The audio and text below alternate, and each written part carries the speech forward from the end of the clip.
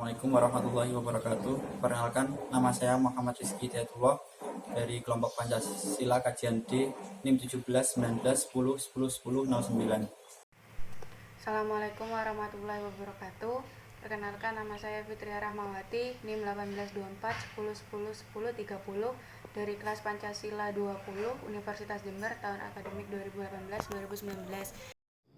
Assalamualaikum warahmatullahi wabarakatuh. Perkenalkan, nama saya Oktaviatri Wulandari, NIM 18 19 10 60 10 15 dari Prodi S1 Teknik Lingkungan. Assalamualaikum warahmatullahi wabarakatuh. Perkenalkan, nama saya Nali Paulina Febriani, NIM 18 19 10 60 10 05. Assalamualaikum warahmatullahi wabarakatuh. Perkenalkan, nama saya Muhammad Muhammad Rashid Adiana Syafi'i, NIM 18 19 10 60 10 40 dari Fakultas Teknik, kelas Pancasila 20. Assalamualaikum warahmatullahi wabarakatuh. Saya Ahmad Rizky Isnani, NIM 18 24 10 10 20 53 dari kelas Pendidikan Pancasila 20. Assalamualaikum warahmatullahi wabarakatuh. Nama saya Erniti Lestari, NIM 18 19 10 60 10 12. Saya dari kelas Pancasila 20 Universitas Jember 2018. Nama saya Alia Divani, NIM 18 17 10 10 11 08 dari Fakultas Teknologi Pertanian, kelas Pancasila 20, kelompok kajian D. Saya dari kelas Pancasila 20, kajian D. Nama saya Hasbi Ruzano Sadi dari Fakultas Pertanian. Assalamualaikum warahmatullahi wabarakatuh. Nama saya Muhammad Izzat Rahman, NIM 18 24 10 10 30 86 dari kelas Pancasila kelas 20 tahun akademik 2018-2019 Universitas Jember.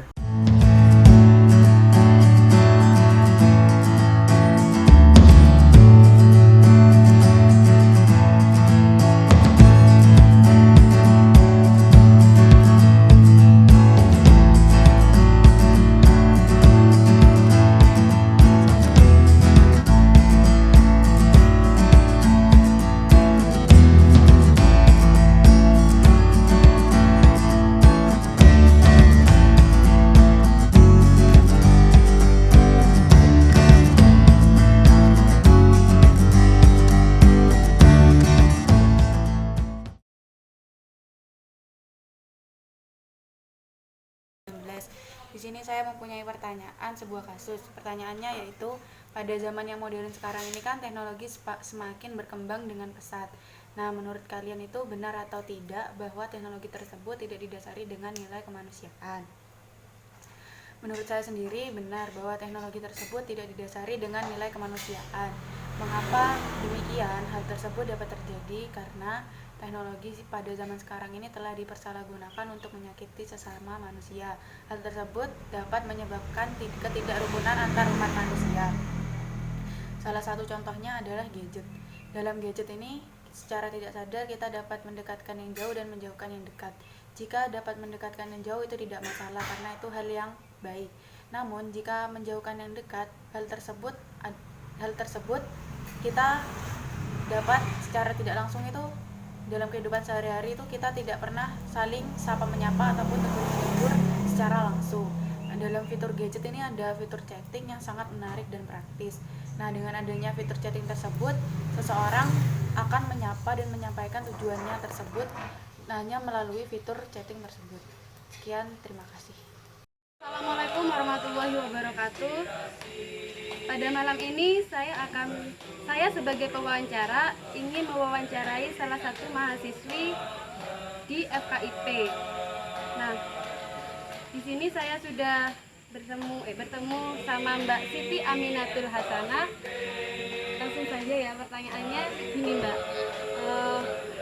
Kan teknologi saat ini tuh semakin canggih seperti gadget.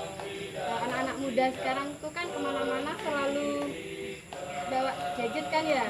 Kalau kumpul aja kadang itu bermain gadget gitu. Nah, dari situ kira-kira adakah nilai kemanusiaan di dalamnya? Bisa dijawab? Iya. Nah, kalau menurut saya sih, kalau dari pihak luar bukannya memegang gadget, kita tidak tahu di mana tidak bisa menilai pasti itu ada nilai kemanusiaan atau tidak. Karena tergantung dari orang tersebut main gadget saat itu tuh ngapain.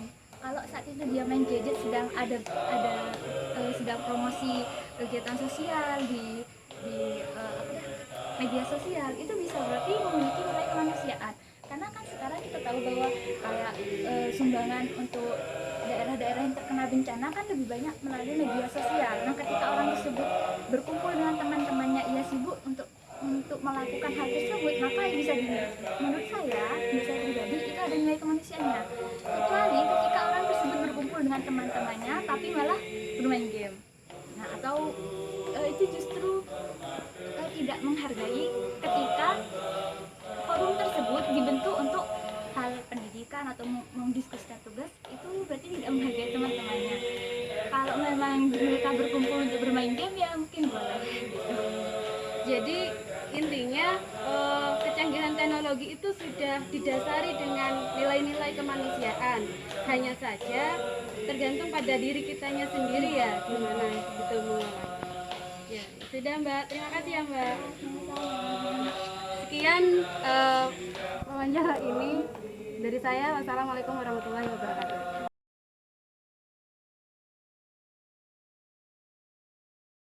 Assalamualaikum warahmatullahi wabarakatuh. Nama saya Nali Paulina Febriani. Saya akan menjawab pertanyaan nomor 2, yaitu apakah hubungan dari pengembangan ilmu pengetahuan dengan Pancasila? Nah, menurut kelompok kami, jawabannya adalah ilmu pengetahuan itu memiliki ciri khas, yaitu sekuler, yang artinya kita bisa menggali ilmu seluas-luasnya tanpa dibatasi. Ciri khas tersebut juga merupakan dampak negatif dari iptek, karena semakin banyak ilmu yang kita punya, kita jadi merasa bahwa kita tahu segalanya. Nah, karena sifat tersebut, kita bisa jauh dari Tuhan. Etika kita pada orang lain jadi berkurang, jadi rendah. Bahkan kita merasa tidak membutuhkan orang lain. Karena hal itulah, kita sebagai warga Indonesia harus menjadikan Pancasila sebagai dasar dalam pengembangan ilmu pengetahuan. Mengapa demikian? Karena di dalam Pancasila itu terkandung nilai-nilai positif, seperti nilai ketuhanan, kemanusiaan, nilai persatuan, kerakyatan, dan keadilan. Jadi, ketika kita dalam mengembangkan iptek itu menggunakan Pancasila sebagai dasarnya, kita bisa menjalankan kewajiban kita kepada agama itu dengan baik. Kita bisa berinteraksi dan etika kita kepada orang lain itu juga baik, serta kita bisa menghargai orang lain. Terima kasih.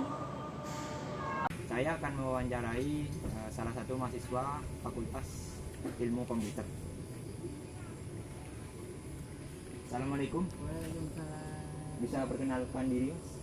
Nama saya Muhammad Arika Fatani dari Fakultas Ilmu Komputer. Ya, Mas, saya akan mewawancarai Mas. Bersedia kan?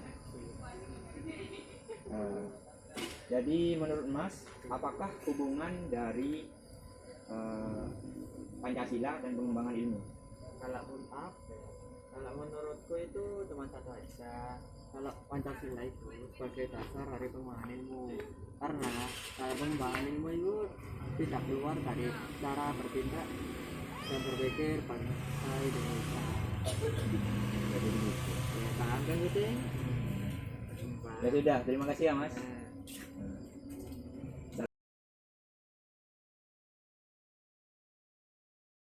Di sini saya mau nanya suatu pertanyaan. Seberapa pentingkah hubungan antara sila pertama Pancasila, yaitu ketuhanan yang Maha Esa, dengan perkembangan ilmu yang terjadi saat ini? Menurut saya sendiri sangat penting, karena suatu ilmu harus selalu berdampingan dengan etika dan moral yang baik, sehingga ilmu tersebut akan lebih bermanfaat dan bermakna. Etika dan moral tersebut akan selalu diterapkan di ajaran agama manapun, tak terkecuali agama Islam. Ajaran agama manapun tidak mungkin mengajarkan hal yang buruk, tetapi akan mengajarkan yang baik. Sekian dan terima kasih. Warahmatullahi wabarakatuh. Nama saya Alia Tiffany, NIM 1817 10 10 11 08 dari kelas Pancasila 20 kajian D. Saya akan menanyakan ke Nama saya Medelina Diarahel dari Fakultas Hukum. Ya, pertanyaannya, seberapa pentingkah hubungan sila pertama, yaitu ketuhanan yang Maha Esa, dengan pengembangan ilmu yang terjadi saat ini? Menurut saya hubungannya itu di dalam pengembangan ilmu saat ini berarti kan dunia pendidikan. Di dalam dunia pendidikan itu setiap mahasiswanya atau muridnya itu membutuhkan ketakwaan kepada Tuhan yang Maha Esa. Contohnya tuh ya kita belajar agama gitu kan. Terus dari kita belajar agama itu kita bisa tahu mana yang baik dan mana yang buruk. Nah dari situ kita bisa punya nilai-nilai keagamaan untuk mencari ilmu. Jadi kita tuh nggak ikut tawuran, nggak nyontek, karena kita udah punya nilai-nilai agama dalam diri kita. Terima kasih jawabannya. Ya, cukup dari saya. Wassalamualaikum warahmatullahi wabarakatuh.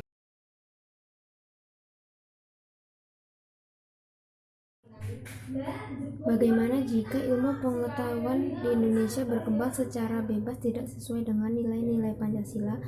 Menurut saya ini merupakan kesempatan yang baik bagi bangsa Indonesia untuk lebih memajukan bangsa Indonesia dalam bidang ilmu pengetahuan dan teknologi agar tidak kalah dengan negara. Lalu apa yang akan terjadi jika malah menyimpang nilai-nilai Pancasila? Kemungkinan yang akan terjadi adalah akan memecah nilai kesatuan dan persatuan bangsa Indonesia karena mereka salah menangkap dari ilmu-ilmu yang baru tersebut, sehingga kemungkinan akan memecah pola pikir mereka menjadi pola pikir yang lebih buruk, lebih kotor, dan sebagainya. Lalu apa yang harus dilakukan selanjutnya? Menurut saya yang harus dilakukan selanjutnya itu mensosialisasikan cara menyaring ilmu yang baik tersebut. Terima kasih. Nama saya Irsyad Novanto dari Fakultas Teknik Universitas Jember, prodi S1 BWK. Ini Mas, saya kan ada pertanyaan ya. Bagaimana jika perkembangan ilmu di Indonesia ini berkembang secara bebas, tidak sesuai dengan nilai Pancasila? Apa yang akan terjadi dan apa yang harus dilakukan selanjutnya? Kita tahu sendiri ya, yang kita tahu Pancasila adalah dasar negara Indonesia ini.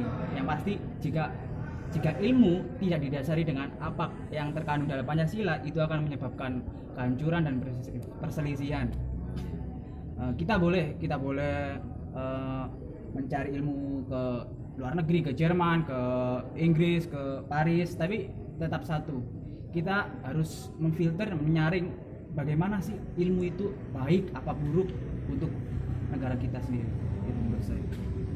Terima kasih ya Mas ya. Waktunya.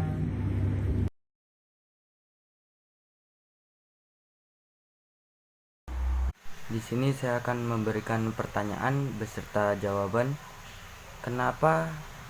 Alasan kenapa diperlukan Pancasila sebagai dasar pengembangan ilmu pendidikan dan teknologi? Menurut saya, karena sekarang itu nilai kearifan lokal di masyarakat atau budaya tertentu di masyarakat itu banyak yang tergantikan dengan adanya era globalisasi sekarang ini.